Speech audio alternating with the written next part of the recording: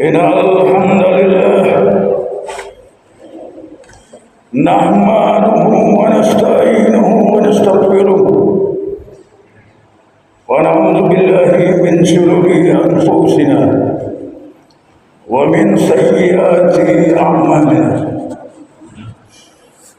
من يهده الله فلا مضل له ومن يضلل فلا هادي له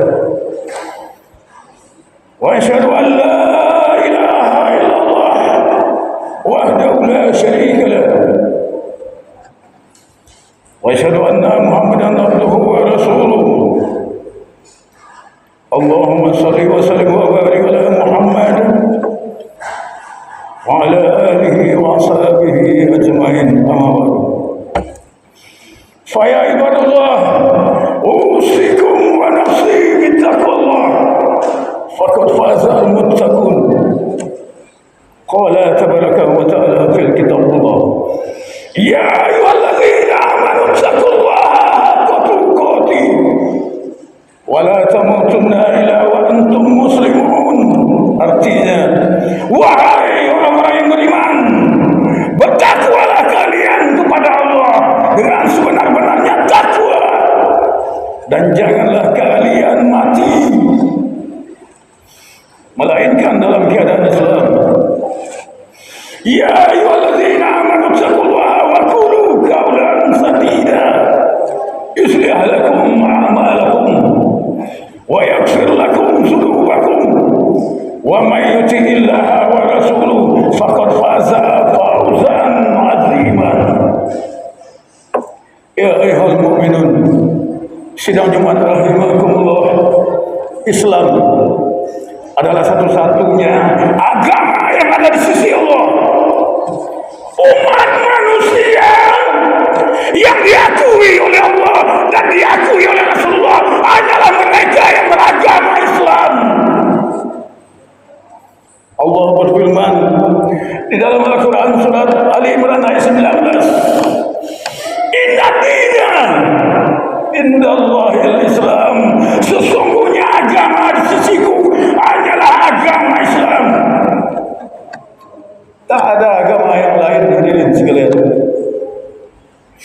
Hanya Islam inilah yang mempunyai kitab suci yang asli. Hanya Islamlah yang mempunyai kitab yang orisinil langsung dari Allah Subhanahu wa taala, yaitu kitabullah Al-Qur'anul Karim, bukan bikinan makhluk. Langsung dari Allah Subhanahu wa taala sebagai pedoman dan petunjuk bagi umat manusia, khususnya umat Islam, agar selamat hidup di dunia dan di akhirat. Dan memang hadirin sekalian, apapun problematika manusia di muka bumi ini, apapun perkara-perkara yang kita hadapi, bahkan perkara alam semesta termasuk perkara akhirat, semua ada di dalam kitabullah Al-Quranul Karim sebagai pedoman bagi kita kaum muslim selamat hidup dunia dan akhirat. Maka judul khutbah pada Jumat yang mulia ini, hadirin sekalian, kita akan membahas sebuah tema, yaitu memperkuat ukhuwah Islamiyah. Masyaallah muslimin, sidang Jumat rahimakumullah, semakin lama kondisi sedunia ini, kehidupan di muka bumi ini semakin kacau balau dan sangat memprihatinkan. Problematika umat di muka bumi ini, khususnya masalah agama kita dan masalah negara kita, sangat membuat pilu dan membuat kacau pikiran kita memikirkan agama dan negara kita saat ini. Sesungguhnya negara mulai terjajah kembali. Ekonomi dikuasai pihak asing dan agama kita dibentur-benturkan oleh mereka. Para ulama, tokoh-tokoh masyarakat, tokoh-tokoh agama, kaum muslim diadu domba oleh mereka, dibenturkan sesama muslim. Dan penindasan terhadap agama Islam ini terus merajalela sampai saat ini. Terus berkembang mereka menjajah Islam. Itu kronologi dunia saat ini. Jadi menghadapi situasi yang sulit seperti ini, situasi yang sedih, situasi yang kacau balau, membuat hati dan pikiran kita terasa pilu. Ketahuilah hadirin sekalian, semua ini adalah sunatullah dari Allah. Ini sunatullah dari Allah. Allah menghendaki keadaan ini untuk semua umat manusia, khususnya umat Islam. Tujuannya agar menjadi bahan renungan bagi umat Islam. Apakah yang kita lakukan ke depan demi agama, demi negara yang kita cintai ini? Apa yang harus kita lakukan? Perhatikan ini hadirin. Lalu setelah kita sadar kondisi agama kita sekarang, kondisi negara kita yang terjajah saat ini, maka Allah menghendaki umat Islam ini agar sadar tentang perjuangan hidup, sadar akan tujuan hidup di muka bumi ini, sadar. Allah berfirman di dalam agama surah Az-Zariyat ayat 56, "Wa ma khalaqtul jinna wal insan illa liya'budun." Dan aku tidak menciptakan jin dan manusia kecuali mereka untuk beribadah kepadaku, kata Allah. Ikhwatal iman rahimakumullah. Ketahuilah, kita mungkin sudah tahu semua, sesama muslim ini adalah bersaudara. Tetapi kronologi kenyataannya saat ini, bahkan sesama umat Islam saling bermusuhan. Mana letak persaudaraan? Hidup di akhir zaman ini ternyata banyak perseteruan, banyak pertengkaran, perselisihan pendapat, saling menjatuhkan ulama-ulama. Mereka semua orang Islam. Kenapa mereka saling menjatuhkan? Ini hidup di akhir zaman. Sudahkah kita sadar akan hal ini, hadirin? Nah, lalu timbul pertanyaan, bagaimana cara menyelesaikan problematika umat Islam yang seperti ini? Agar tidak ada cara lain selain kembali kepada Allah Subhanahu wa taala, hidup dalam syiar Islam. Maka salah satu, hadirin sekalian, perwujudan takwa dan berserah diri kepada Allah Subhanahu wa taala ini adalah dengan hidup secara berjamaah, memperkuat ukhuwah Islamiyah, persaudaraan sesama muslim, dan persatuan umat Islam di muka bumi ini, khususnya di daerah-daerah kita, hadirin. Bersatu karena Allah Subhanahu wa taala, bukan karena golongan, bukan karena sekte, bukan karena partai-partai ini, tetapi bersatu karena Allah. Menjauhi segala perpecahan yang akan membuat hancur agama ini. Islam sama muslim bersaudara. Allah Subhanahu wa taala berfirman di dalam Al-Qur'an surat Al-A'raf ayat 96, "Walau anna ahlal qura amanu wattaqau lafatahna 'alaihim barakatin minas samai wal ardi walakin kazzabu fa akhayna lahum bima kanu yasibun." Jika sekiranya penduduk negeri beriman dan bertakwa, pastilah kami akan mencurahkan nikmat dari langit dan dari bumi. Tetapi mereka mendustakan ayat-ayat kami, sehingga kami siksa mereka akibat perbuatan mereka sendiri. Jadi hadirin sekalian, cara untuk mewujudkan persatuan umat Islam ini adalah dengan memperkuat ukhuwah Islamnya. Apa itu ukhuwah? Persaudaraan sesama muslim yang harus kita perkuat. Saling tolong menolong dalam kehidupan, hadirin sekalian. Yang kaya tolong muslim yang miskin, muslim yang berilmu tolong muslim yang awam.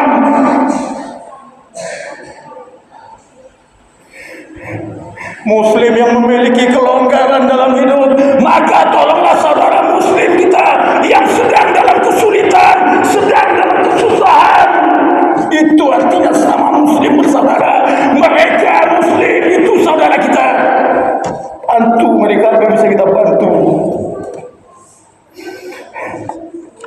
Rasulullah bersabda dalam hadis riwayat Bukhari, al-mu'minu lil mu'minin kal butani yasatu ba'duhu ba'dan. Orang mukmin yang satu dengan mukmin yang lain bagaikan satu bangunan, satu dengan yang lainnya saling mengokohkan, kata Rasulullah, bukan berhamburan, bukan bercerai-berai sehingga bangunan itu tidak akan tegak. Jadi timbul pertanyaan sekali lagi, bagaimana cara mewujudkan untuk menciptakan ukhuwah Islamiyah, mewujudkan persatuan umat Islam? Tentu tiada cara lain selain merujuk kepada Rasulullah SAW. Yang pertama, hadirin sekalian, cara untuk menyatukan umat Islam ini adalah yang pertama dengan membiasakan saling memberi salam tatkala kita berjumpa dengan kaum muslim. Kita berjumpa dengan saudara kita, ucapkan salam. Karena salam ini hadirin dapat menggugurkan hati yang keras, melunakkan hati yang keras. Ucapan salam ini dapat meredam amarah dan dapat memperkuat rasa persaudaraan sesama kaum muslim.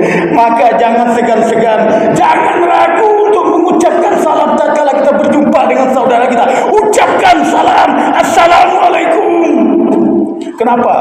Orang yang pertama mengucapkan salam ini, inilah yang bernilai tinggi di sisi Allah. Derajat mereka yang lebih tinggi yang pertama mengucapkan salam. Dan bagi mereka yang menerima salam dari saudaranya, maka jawablah salam tersebut dengan senyum dan adab yang baik. Ini yang pertama, jangan segan-segan mengucapkan salam kepada saudara kita. Orang yang pertama mengucapkan salam ini derajat yang paling tinggi.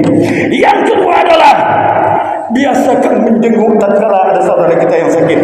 Mungkin di lingkungan kita, di RW kita ini ada kaum muslim yang sakit, itu saudara kita. Maka mari kita jenguk bersama-sama hadirin sekalian. Dengan menjenguk mereka berarti kita peduli terhadap saudara kita. Bantu mereka, hibur mereka, beri solusi agar mereka bangkit semangat untuk hidup kembali. Itu saudara kita. Jangan biarkan saudara kita terlantar yang kena penyakit dan kena musibah. Mari kita jenguk beramai-ramai. Ini salah satu cara memperkuat persaudaraan antara kaum muslim. Yang ketiga, hadirin sekalian, memupuk kerukunan dan saling menciptakan hidup yang harmonis di lingkungan masing-masing. Saling menghindari hal-hal yang dapat menyebabkan perselisihan, khususnya masalah khilafiyah. Memang masalah khilafiyah kita harus tahu apa itu khilafiyah, tetapi jangan kita perdebatkan, jangan kita perselisihkan, karena perbedaan pendapat ini adalah rahmat dalam agama Islam. Cukup sekedar mengetahui, karena Islam ini sangat luas. Islam satu tujuan, hanya pesawat yang beda-beda hadirin sekalian. Sekte ini ibarat mereka yang pergi ke Mekah, naik Garuda, naik Batik, naik Lion, tujuannya satu, hanya ke Mekah. Pesawat dan aturan yang beda-beda, hanya untuk kembali kepada Allah.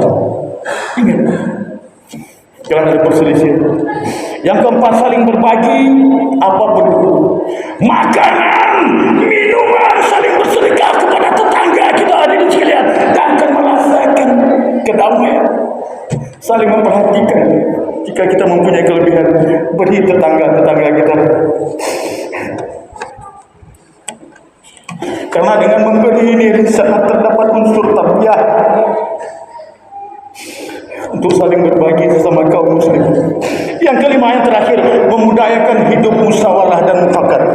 Jika di kampung kita atau di RW kita ini ada suatu masalah, maka bermusyawarah, diskusi. Kenapa? Ini adalah sunnah dari Rasulullah. Rasulullah berdiskusi, musyawarah dalam menyelesaikan segala persoalan umat. Jika ada masalah di kampung kita, mari berdiskusi, musyawarah, dan sebaiknya musyawarah itu dilakukan di dalam masjid. Jangan pasang tenda hadirin sekalian. Lakukan musyawarah itu di masjid ini. Kenapa harus di masjid? Karena masjid ini adalah tempat yang suci. Mereka yang masuk ke dalam masjid otomatis dalam keadaan suci. Lisan-lisan yang keluar dari mereka otomatis akan terjaga dari segala lisan yang kotor. Karena ini adalah tempat yang suci, lisan akan terjaga. Maka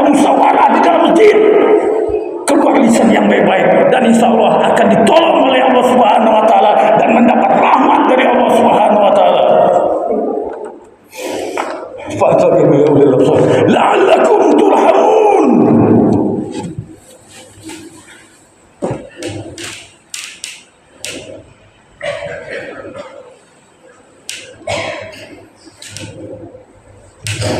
Alhamdulillah, alhamdulillahil hamdan katsiran kama amal fantahu amanha anhu wa hazar wa asyhadu an la ilaha illallah al-wahidul qahhar wa asyhadu anna muhammadan abduhu wa rasuluhu sayyidul abrar fa shalawatullahi wa salamuhu alaihi Allahumma shalli wa sallim wa barik ala Muhammad wa ala ali Muhammad. Pada khutbah yang kedua ini kita hanya akan menegaskan bagi diri kita sedikit poin yang harus kita jaga. Kita hidup di akhir zaman, hidup di media sosial. Hati-hati bermain media sosial, hati-hati hidup di zaman internet ini hadirin sekalian. Tatkala kita membuka media sosial, kita berinteraksi bukan hanya dengan orang yang kita kenal. Kita bermain dengan orang yang tidak kita kenal. Entah di mana mereka. Di media sosial bukan hanya orang baik-baik isinya, jelmaan setan, para munafik, para pengkhianat, para musuh-musuh Islam semua ada di media sosial. Hati-hati ya sekalian. Bahkan media sosial ini yang menciptakan orang kafir. Ingat, jangan kita terlena bermain media sosial. Mereka ciptakan media sosial untuk menghancurkan agama Islam, menjelek-jelekan agama Islam. Lihat, kalau kita buka TikTok semua Islam yang kena seakan-akan Islam ini agama yang bodoh. Hati-hati bermain media sosial hadirin sekalian, karena di sana ada para jelmaan setan. Mereka pakai media sosial untuk menghancurkan umat Islam, menjauhkan perlahan umat Islam dari agama sendiri.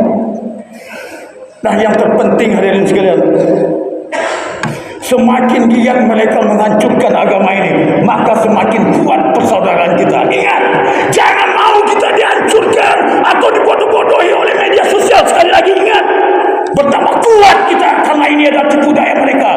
Kuatkan persatuan umat Islam hadirin sekalian. Ingat semboyan negara kita, semboyan kita mempunyai semboyan, yaitu jangan dilupakan, bersatu kita teguh, bercerai kita runtuh. Artinya, jika umat Islam ini bersatu, maka Islam ini akan bangkit. Tetapi apabila umat Islam ini bercerai-berai, ulama-ulama saling bertengkar, Islam ini perlahan akan hancur. Semua ada di tangan kita. Ingat sekali lagi, semua yang bersatu kita teguh, bercerai. Demikianlah khutbah yang singkat ini hadirin sekalian. Semoga dapat menjadi pembelajaran untuk diri kita tentang memperkuat ukhuwah Islamiyah. Inna Allah wa malaikatahu yusalluna 'alan nabi ya ayyuhalladzina amanu sallu 'alaihi sallimu taslima. Allahumma shalli ala Muhammad wa ala ali Muhammad kama shallaita ala Ibrahim wa ala ali Ibrahim wa barik ala Muhammad wa ala ali Muhammad kama barakta ala Ibrahim wa ala ali Ibrahim fil alamin innaka Hamidum Majid. Allahumma ighfir lil muslimina wal muslimat wal mu'minina wal mu'minat al ahya'i minhum wal amwat innaka sami'un qaribun mujibud da'wat. Allahumma inna nas'aluka salamatan fid din wa